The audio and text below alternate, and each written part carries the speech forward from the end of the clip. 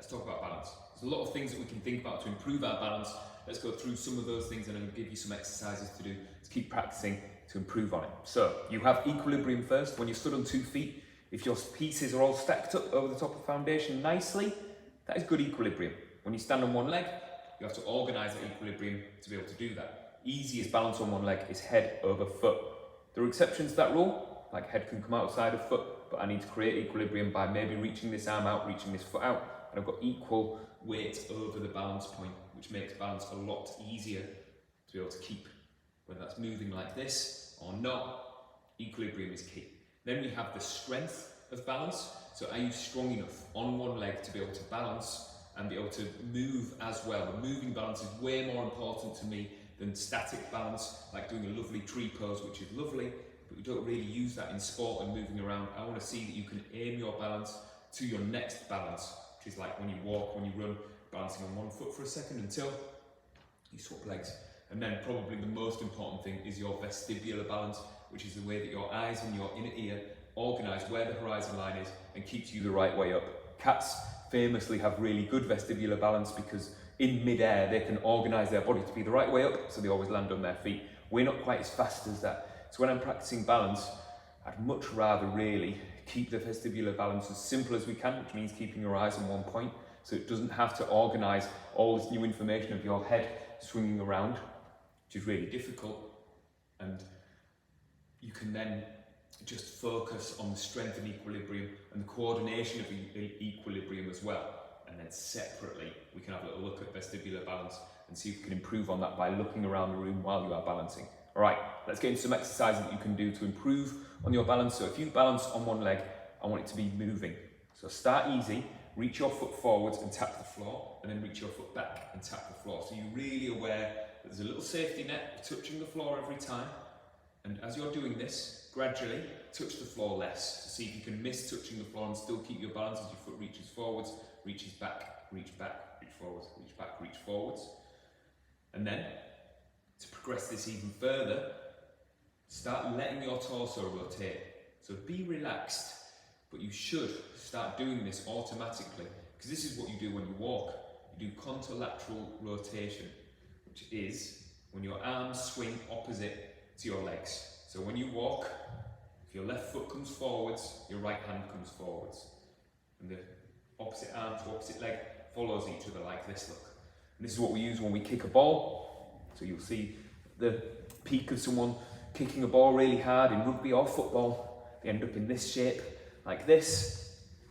And that is we can create a load of power, a load of strength, and more importantly, aimed balance, especially if it's mid-game, you can kick and then go to your next step quickly. You see how I'm still on this same foot because I'm organising myself into moving equilibrium by swinging my arms and swinging my legs, which creates this easier balance. But to do this, I'm working on the strength of my standing foot, organising and doing these tiny little micro adjustments to help keep me stacked up. It's getting tired, but it feels good, feels like good muscular work. I'm also improving on my balance, and the whole time I've been talking, my eyes have been looking right at the camera, which means that my vestibular system hasn't had to work really hard.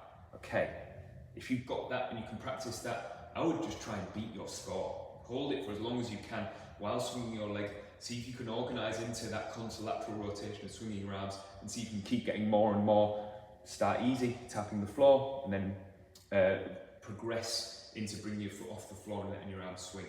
Okay, now let's look at that and test the vestibular system as well. So your inner ear and your eyes taking in new information. So I'm going to swap legs because my ankle's tired on that side. So if I start swinging this leg, swing my arms, I'm going to start small, and I'm going to start looking around the room, left to right first. So if I look over there, look past the camera, look over there, look past the camera, look to my left, past the camera to my right, and I can take in this information. I would try and actually use information as you do that, and it'll help a little bit rather than just wildly swinging your head side to side without looking at anything in particular. I'm not sure that that's as useful. I would rather you looked, read something, so read what it says in the fire extinguisher, look past out the window into the car park, look past here, and look at how many else around the wall, past the camera, look at this fire extinguisher, and then start speeding it up and see if I can still keep this equilibrium. Left to right is a little bit easier than up and down, because I get this moving picture of the world, that the horizon line changes in relation to where my eyes are looking, which is so much harder for my brain to comprehend, and then start doing it kind of diagonally, which I find even harder. Again, I'm working a bit harder now. It's starting to fall apart a little bit now. I can feel myself doing little jerkier movements to fix my balance. There we go.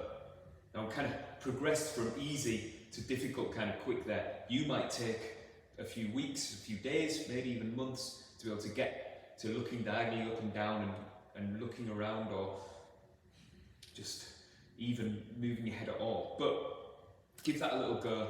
Have a think about all of those three elements. We've got equilibrium, strength, and vestibular, and see which one throws you off first. If you're not strong enough, you'll feel your ankles start to just get tired and it can't organise and it'll kind of collapse. If you're struggling with the coordination, if as soon as you move your arms start like wildly following your leg and pulling you around, you might need to work on that, moving equilibrium, and see if you can organise yourself to be able to catch that nice efficient shape of swinging your legs opposite to your arms to create this moving counterbalance like this. And then it could be that your vestibular system isn't quite fast enough at organising where you are in space to be able to send that message to all of the limbs. It's exhausting, it's tiring, but it's quality work and has real potential to improve your life, your sport, your safety as you move around. Let me know how you get on. I'll speak to you all very soon. All right, see you later. Bye.